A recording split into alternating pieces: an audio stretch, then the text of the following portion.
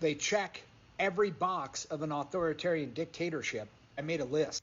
He made a list of boxes he could check so that they could be confirmed as an authoritarian dictatorship, the boxes that he made. The video goes on then to list the varying policies of government, laws, and examples of authoritarianism.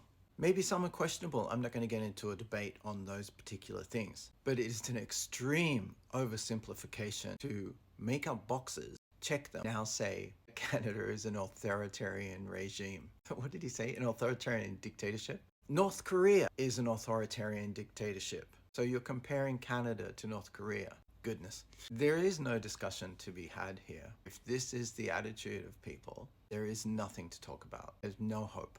If you believe that Canada is an authoritarian dictatorship, we've lost you. Now, I believe this gentleman has strong views. He may be sincere in his beliefs. But what is really happening here is he doesn't like the Canadian government's policies. That's fine. I live in Japan. I don't like the government's policies a lot of the time either.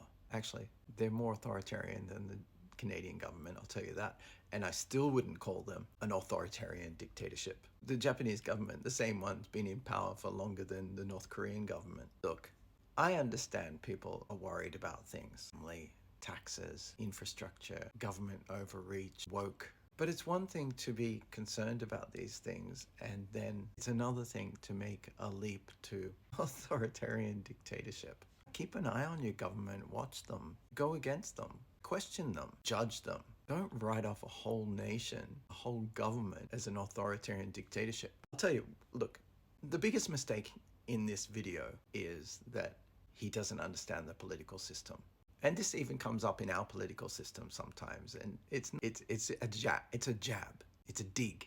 When you have elections in a parliamentary democracy, the party is elected, not the prime minister. You don't vote for the prime minister. You may vote for the prime minister if you have some sense of favor for him, her.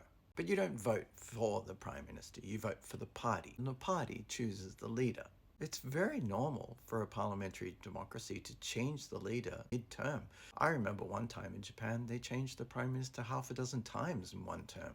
And the opposition uses this as a dig sometimes to say, oh, he's not even elected by the people. They don't really mean it. It doesn't mean that they've slid into tyranny. The government is elected. The party, elect the prime minister. Just how it works. He doesn't have supreme power. Party's still in charge. Oh, goodness. Thanks for sending me that video. That was fun.